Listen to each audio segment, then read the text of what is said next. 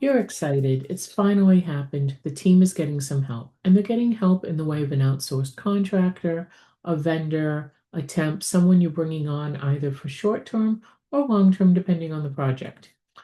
What happens? Someone goes out, they identify some vendors, they go through all the processes, they have the discovery calls, they decide if this is really what the company needs, and does the pricing work. All the boxes are checked. Everything is great. So you pick the one that's going to make the difference, the one that's finally going to give your team a break because they're going to have the support they so desperately need. Then it happens. Welcome to Trust Leaks, the show that uncovers the hidden cracks quietly costing you clients, credibility, and cash. I'm your host, Sandra Martini, business strategist, creator of the Get It Done Right community, and creator of the Trust Leaks Diagnostic. Each week, we'll shine a light on the small mistakes that quietly erode trust, and I'll share practical fixes you can implement straight away to build stronger relationships, keep clients longer, and grow with integrity. It's time to seal those leaks and build unshakable trust. Now, that quick little intro story that I just started is actually a recap of something that happened with a client of mine in just the last 2 weeks. They found the perfect vendor. The person who made the hiring decision had checked all the boxes. Everything looked great. Then it came time to implement. In this particular instance, it was a service provider, and everything started to fall apart. Not in big, massive ways, but in the little things. They created copy. They took a look at the copy, and there were mistakes, basic mistakes. The owner of the company was misidentified, and this is a personality-based business. That's a biggie. Facebook ads were put out under the wrong ad account. That's a problem. Slides identified the company's core system incorrectly. Proper name, however, wrong definition. And all of these things started adding up. So what do? You've already paid the non-refundable deposit. You're marching down the road, and all of a sudden, all these things are popping up everywhere. Well, the first thing is to just stop. Just stop, pause, and breathe. You're in it now. So after you stop and breathe, say to yourself, okay, what are my options? And those options, of course, depend on your agreement. Your option could be to cut your losses, get out, try again. That could be an absolute legitimate option depending on the agreement. Another option could be the non-refundable deposit.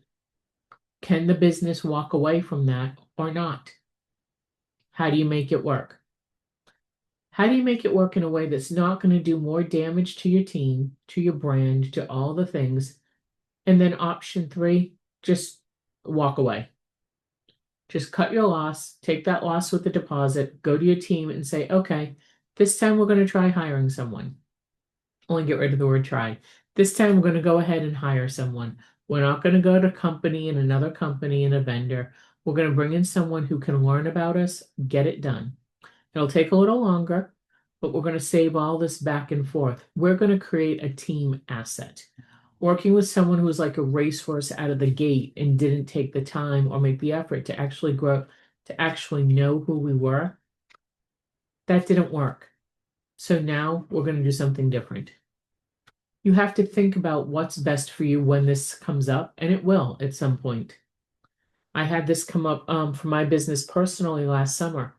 It was horrible, absolutely horrible.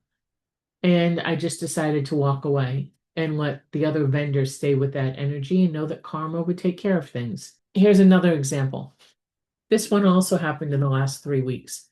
A client was looking to invest in a new software. They had all these options, and the software came the most recommended in terms of what it could do. Got on a demo call with the vendor looking at the software saying, wow, great thing, great thing, great thing, absolutely lovely. Then one of the team members asked a question that the sales rep couldn't answer. No biggie, happens all the time. Sales rep, who had been doing a beautiful job, said, I don't know. Let me check with the person who would know and I'll get back to you. Perfectly legitimate answer. So great. 3 to 4 days go by. The team follows up. Nothing. Crickets. Follow up again. And the sales rep says, oh, I haven't heard back yet. Not, oh, I called and Joe's on vacation. Not, I followed up but I haven't heard back yet. Okay, so now they're in this waiting mode to hear back.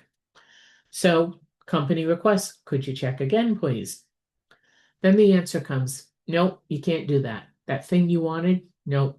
Now that thing wasn't a deal breaker, so no biggie. However, the sales rep couldn't answer the question and could not get the answer in a timely manner.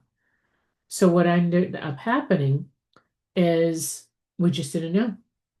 And the sales rep went ahead and waited until the potential customer reached out not once, but twice. So what do we do? Based on all of that, because that's all you know going in for a new vendor, and you're meeting with a sales rep.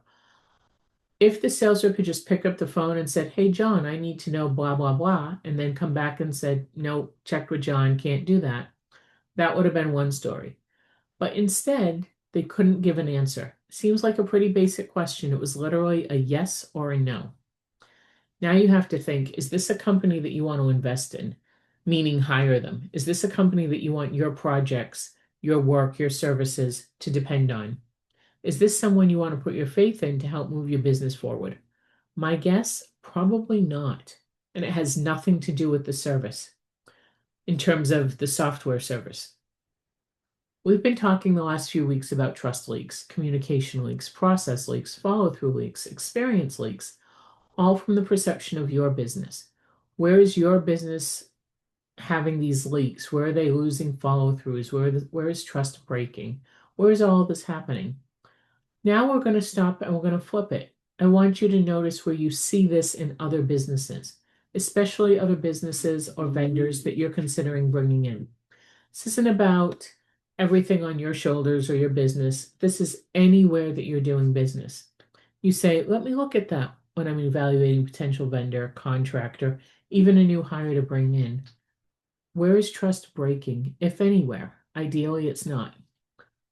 It's always the goal. However, if it is, if they drop the ball here, no biggie, that happens. We all do it. But then if you start seeing multiple balls dropping all over the place, that's an issue. Okay. It's a totally different scenario. So I want you to think, where are the balls dropping?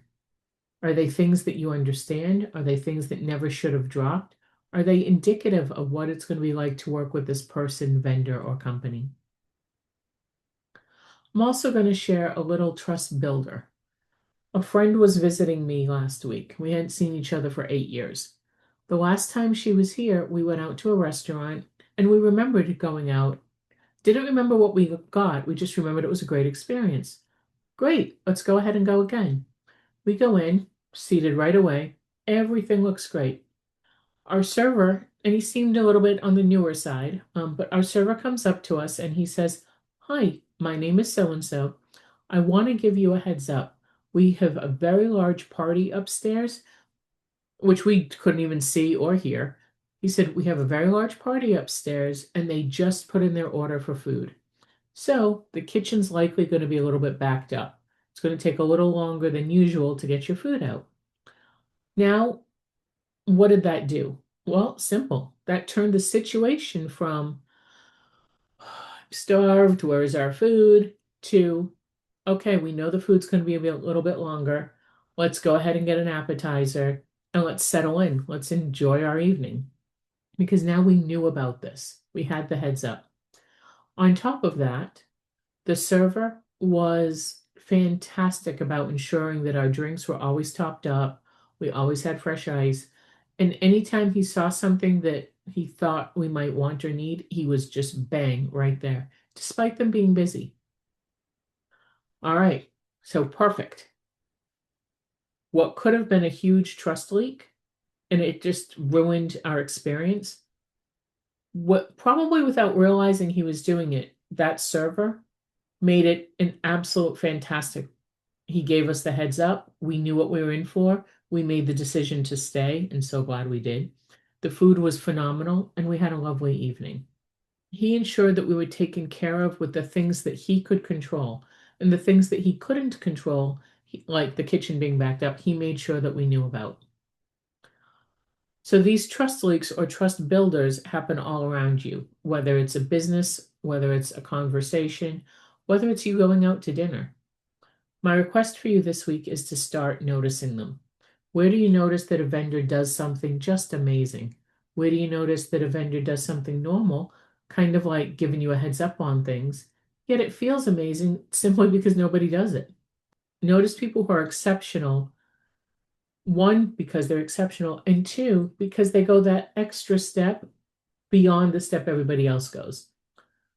Here in the business, we call that extreme client care. How do you reward that vendor?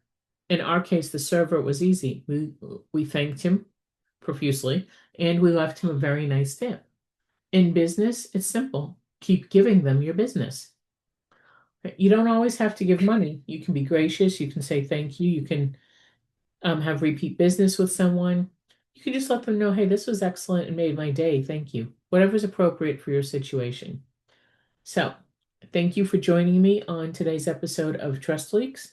If you found value in what was shared, please like, subscribe, follow, all the things. And if you want to dig deeper into sealing the cracks in your own business, head over to trustleaks.com to take our free diagnostic. We'd love you to see what's going on. We'd love to help you fix them. And remember, every detail matters when it comes to building or losing trust.